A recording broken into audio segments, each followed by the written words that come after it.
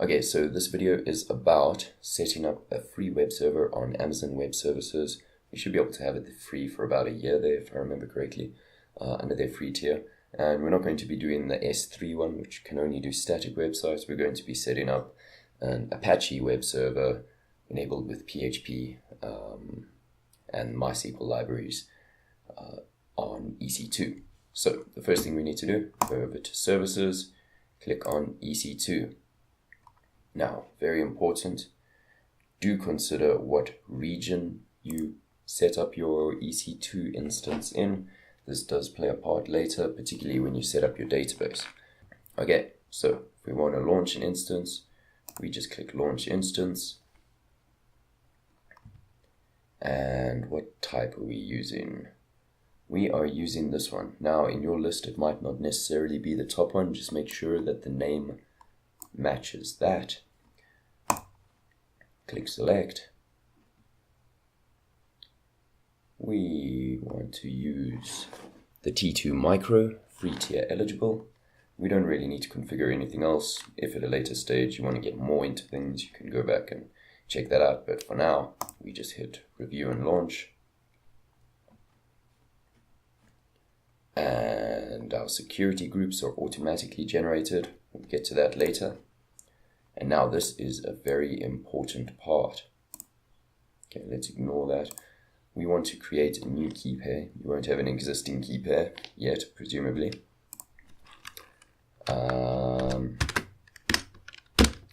Name it whatever you want. This key pair is very important. Remember to download it and make sure that it is somewhere safe. This key pair is what you're going to be using to SSH into your instance at a later stage. And then once we got that, we go ahead and we launch our instance. Now, something else that is very important that you are going to need in order to SSH into your instance. This is for Windows users. If you're running Linux, you should know how to SSH, and you can do that directly from the terminal. But for Windows users, you're going to need to download PuTTY. And you are going to be using PuTTY and PuTTYGen. So what we do with PuTTYGen is we just downloaded that key to access our instance. Using PuTTYGen, we are going to convert that key into a PuTTY-friendly key.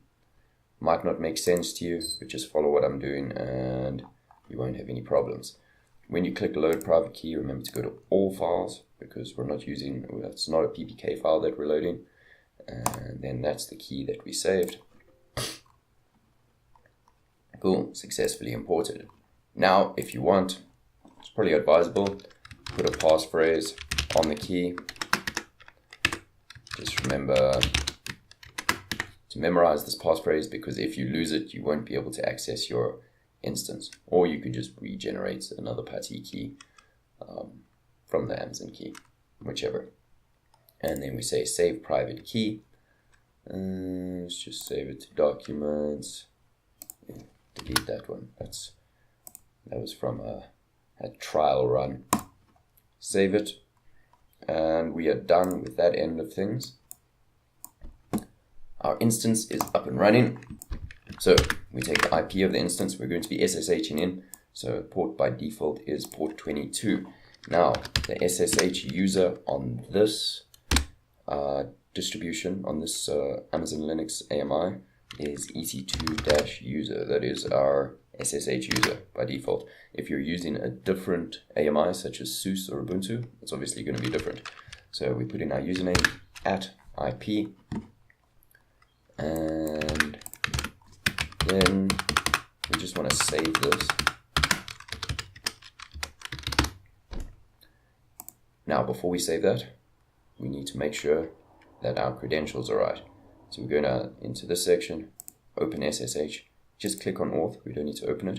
And then we go to this section here, and we browse, select the PPK that we created just now. We open that, and PuTTY is a little bit weird, where it's like the flow is a bit odd. Now once you've done that, go back to session, we want to save this. And now we're also saving what we just put there. It is a bit of a weird interface, but it does work if you know what you're doing. And so we hit save, and now that is in our list. So once we have that there, our server is up and running, we can just hit open. Blah blah blah, we're not too worried about that. Yes. Now to remember, just your SSHing in, so you're essentially engaging with a Linux command line interface of sorts, and when you enter passwords, you don't actually see the cursor move. It's a security thing, but just in case you think it's not working, so you just have to be careful typing your password. Okay, so now we are in our instance. There are a number of things that we need to do. So I will put the links in the description, but you can go over here, install a LAMP server with Amazon Linux AMI. LAMP is Linux, Apache, MySQL, PHP. So we first need to sudo yum update. The Y on there is just saying say yes to anything that comes up. Nothing too complex. So this command here is going to be installing HTTP D24, that's your Apache server, PHP 70, that's PHP version 7, MySQL 56 server, that's your MySQL server, you probably don't need that command, and then PHP 7 MySQL ND, that as far as I understand is the library that PHP uses to interact with a MySQL server. So then hit that, and we may have to wait a little while for all that to install. Okay, not too long. Okay, that is now done. So, important to know, the folder where your website files will be stored with this version of Apache will be over here. So we use cd, which is change directory, /var/www/html, and we go there. And we ls to see what's in the directory. There is nothing there at the moment, or at least nothing that's not hidden. Now, in order to access our web server, we need to edit our security groups. So we go back here to where we set our server up. We look at this security group that was created when we created the server, and we look at inbound. Over here we can see the only inbound rule that is so far specified is SSH. Now we want to edit these rules. So this means that the only connections that our EC2 instance will accept at the moment is on port 22. And it's actually accepting from any range of ports. So anyone on the internet, if they had our security key, they would be able to access it. So just for starters, just to be safe, let's put that at my IP. Then we want to add another rule. We don't want to worry too much about HTTPS for now because we're not setting that up just yet. So we set up HTTP. We want that to come from everywhere because we're setting up a web server. Unless, of course, you want to restrict it only to you so that no one else can see it. You're free to do that as well. And we just hit save. A very important part. You need to start your server. So go back to our command line. Sudo servers httpd start, and that boots our server up. So click on this. Now we can see what is there. So the next thing, we must actually finish this tutorial. Let's jump in the gun a bit there. This next one, use check config to configure the Apache web server to start at each system boot. This is in case your virtual machine gets restarted for whatever reason. So we do this just to ensure that every time we have a restart, our HTTPD server restarts as well. And then if we want to check that it's on, we just need to compare it to that. So we got off, on, off, on, off. Looks good. Okay. We have already done this part. Jumped the gun a bit there. Sorry about that. Yeah, so we can access that now. And just to show you what happens when you create a web page in the var www.html directory, we'll use nano because it's much nicer than v. In order to create a file, we just sudo nano index.html. Let's just do a PHP one. We can just fill it with HTML stuff though. Just do something like that. And yes, this is incorrect HTML, but browsers process it, so I don't care right now. And let's look here. Yay, it works. Excellent. So we have set up our EC2 instance, we have set up Apache, PHP, MySQL on our instance. So now we have a working web server. The next thing that we need to do is we need to look at how we are going to be interacting with the server, how we're going to upload stuff to the server. If you want, you could write your entire website using nano on the command line in PuTTY. That's a terrible idea. You'll eventually hate your life. Obviously, next best option is we want to set up FTP so that we can configure a client like NetBeans or even just use FileZilla to access the server via FTP, and then we can edit things in a nice IDE of our choosing. So this is the best tutorial that I found on this. Again, link will be in the description. So sudo yum install vsftpd. vsftpd is the program on Linux that we are going to be using to do FTP. Yes. Cool, that's done. Now we need to open up the FTP ports on our Linux instance. So the two sets of ports that we want to ensure are 20.221 and 102.4 to 104.8. So we go back to our EC2 instance. We make sure that we are at our security group. We go to inbound, we click edit. Add rule. What are we doing? Custom TCP rule 20 to 21. Again, I would advise, just for the sake of extra security, make sure that that's only going to your IP. And then 102.4 to 104.8. Again, there. And then we hit save. So we have installed vsftpd. We have opened our FTP ports. Next, we want to edit our FTP configuration file. They say use V. I say don't use V. It's hideous. So we go sudo nano etc vsftpd vsftpd.conf. And the first thing that they want is to change anonymous enable from yes to no. We don't want anonymous users accessing our server via FTP. We want them to be named.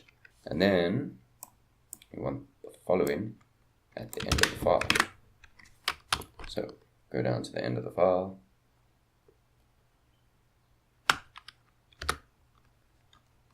Right click to paste it.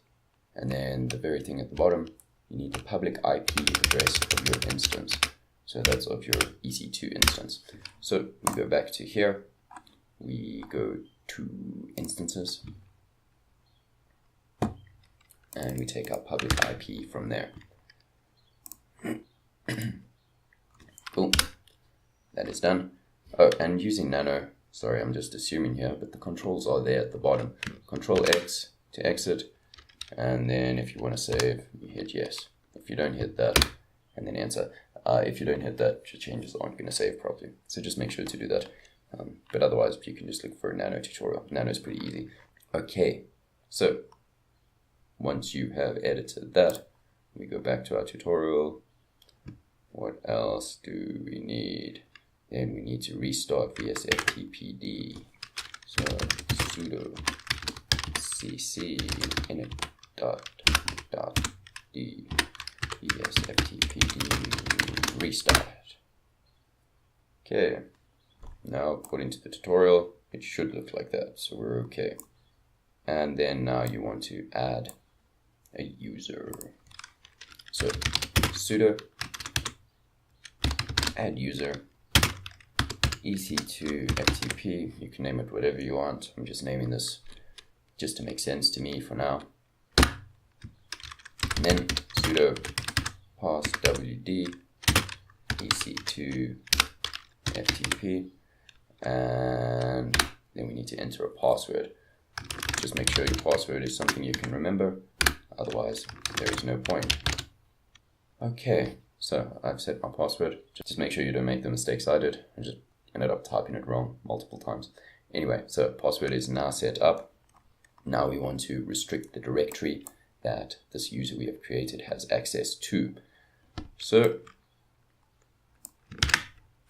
we go back there. Ooh, not V. Don't use V. V is bad.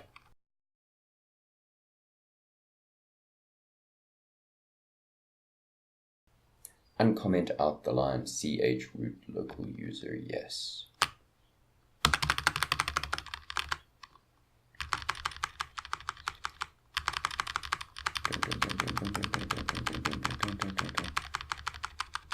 Where is this line? Chroot local user yes. Cool.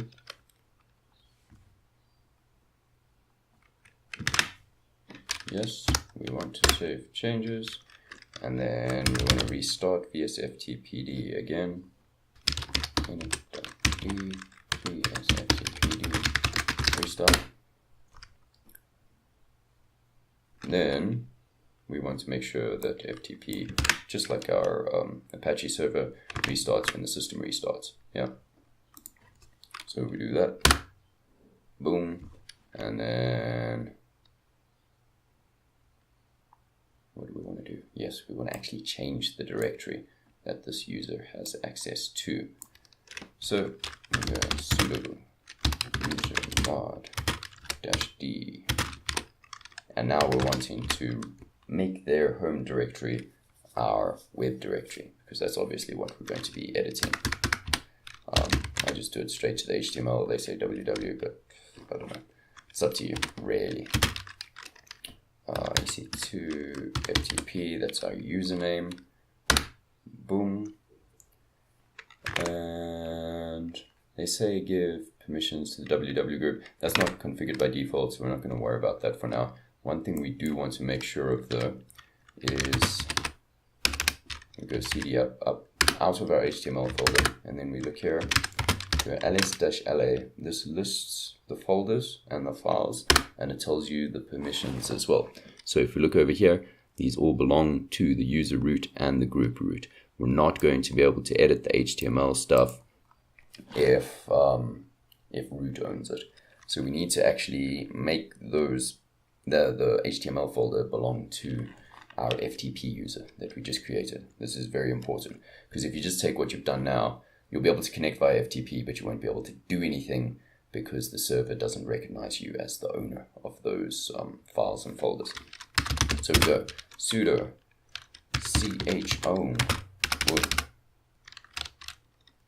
chown. That's pretty much saying make this folder file belong to -r recursive. So we're saying -r for the HTML folder. I hope I'm getting this right. Our user, and then our folder. So -r recursive, that means anything that ever exists inside the HTML folder will also belong to this user. Did I get that right? Yes, I did. Now if we go ls-la, we can see HTML belongs to EC2 FTP. Still belongs to the root group, but we should be able to edit it here. Now, let's just do it simply. We'll look at FileZilla, and we will see how we can connect there. So we want to FTP into our instance. We go here, host. Our username is EC2 FTP. I think we might actually have to say at that. I can't remember 100%. And then we put our password that we configured just now. We're connecting via FTP. We connect. Yay! Okay, so the server hasn't been set up to support FTP over TLS or SSL. So basically just the password and files will be visible to attackers, which is not good. But for our purposes now, we don't need to worry too much about this. I will do a thing later about securing connections to your EC2 server, but for now we just want to get it set up nice and easy. Oh no. Login incorrect. Okay, that's probably username issues. Let me check, maybe I was wrong about that.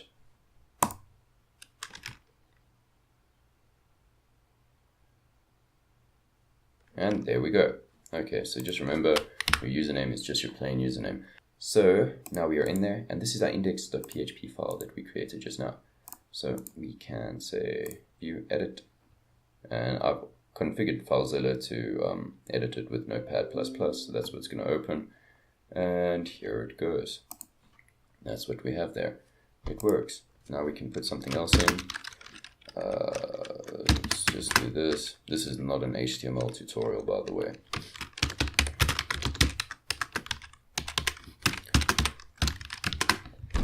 We do that, then we go back to FileZilla. Files changed. Do we want to upload? Yes. Cool. Transfer successful. Go back to here. Refresh. FTP works. So let's recap. We have managed to create an EC2 instance. We have SSH'd into that EC2 instance using PuTTY. In order to do that, we had to change the private key for our EC2 instance into a PuTTY private key file. Then we configured everything using EC2 user, IP, correct port, and our PuTTY key in the auth section of PuTTY. And then once we did that, we set up Apache, PHP, MySQL on our Linux instance. After doing that, we set up FTP, and then we managed to connect via FTP and edit stuff. So now you have a basic working free web server on Amazon Web Services. I hope this has been informative and useful. And yeah, this is just the first part on a number of things, because there are some more complicated topics that we're going to get into, such as hosting multiple websites on one EC2 instance, dealing with databases, RDS, setting up HTTPS for free on your Amazon Web Services account, on your EC2 instance as well. And for that, we'll have to deal with load balancers. There's a lot of stuff that we're going to deal with in the future, but I'm going to do it in single parts. This is just the first part. This is the precursor to the other things that we're going to start looking at. So, hope you found this informative. Hope it worked. Let me know if it didn't work, and I will try to address any problems there. Thank you very much.